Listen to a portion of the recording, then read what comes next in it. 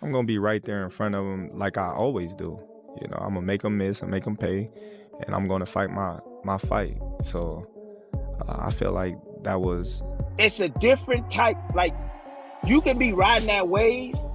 You've been getting all these knockouts of all these other different guys, but you've never been in the ring with an animal like Crawford.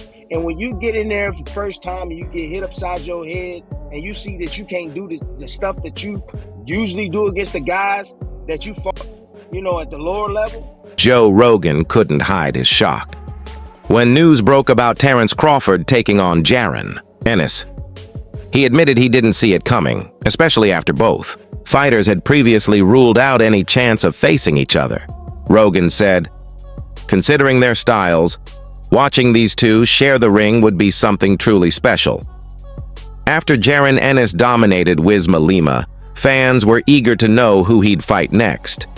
At first, it looked like Virgil Ortiz was next in line after his explosive first-round knockout win over Lima. But things took a twist. Terence "Bud" Crawford has now stepped forward, saying he's ready to face Ennis. That statement alone sent shockwaves through the boxing world, setting up what could be one of the most electrifying matchups in recent memory. Root for Boots. Boots is from Philly. Terence Crawford is a specialist.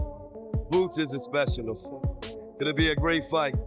Terence is my guy, man. Before we get to Joe Rogan's reaction to this massive fight, let's take a look at what other big names have said, starting with Jermall Charlo, who's been waiting for his shot at Terence Crawford ever since his bout with Canelo. When news broke that Crawford might face Jaron Ennis instead, Charlo wasn't happy. He made it clear that he should be the next man in line. Charlo said he's earned the right to face elite opponents, and that taking on Crawford would be the fight to solidify his legacy. In his words, Crawford shouldn't be stepping into the ring with Ennis, he should be stepping in with him. Smoke. I want smoke with Crawford. I want all the smoke. Give me the best shit. I'm in shape. I train. My lifestyle is on the move. Everything is great. So why the I want the best, man? What y'all talking about, dog? I don't got time to be playing with none of these people with these promotionals and all of these shits. I'm with the old school boxing. I'm following all of the Muhammad Ali act and all that shit. I mean, man, whatever. Y'all want to change things? Andre Rozier shared his thoughts on what could happen if Terence Crawford and Jaron Ennis finally meet in the ring. Without any hesitation, Rozier picked Crawford to win. He praised Crawford as one of the most complete and intelligent fighters of this generation. While he acknowledged that Jaron Ennis is incredibly talented, Rozier believes he's still a few steps behind Crawford's level of experience and composure. He added that what Crawford did to Canelo proved just how dangerous and dominant Bud really is when the lights are brightest. I think it's attention, but Terence is on another level right now. I mean, he's on another level. When you say another level, do you mean like marketability-wise, name-wise, or you mean talent-wise? All the above. All the above. So he's a notch or two above Jaron even. Exactly. Boots has to get there. He's not there yet. A lot of people don't know who Boots is yet, believe it or not. So the boxing people might, but to be that stellar star, and that's why I'm upset about how his movement has been going, because he could have been stellar already. He's talented. Tim Bradley shared his honest take on the potential Crawford versus Ennis showdown, and he wasn't exactly thrilled about it. According to Bradley, facing Terence "Bud" Crawford is an enormous risk for any fighter, especially someone still rising like Jaron "Boots" Ennis. He described Crawford as a dangerous finisher who can change a fight with a single punch. While Bradley praised Ennis's talent and star potential, he believes Boots should gain more experience against top-level opponents before challenging a proven veteran like Crawford. In his view, once Ennis has faced a few more elite names, then it'll be time to test himself against Bud. Average. Because if you go back and you watch a lot of, and he's a spectacular fighter. Boots is a spectacular fighter. I'm a fan. I'm a fan of Boots. I think he's next. But he needs to be tested.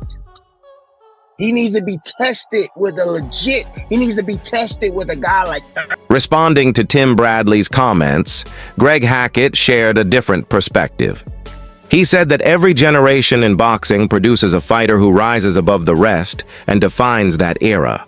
Looking back at Terence Crawford's recent run, Hackett noted that the past couple of years have truly cemented Bud's legacy, earning him more respect than ever before.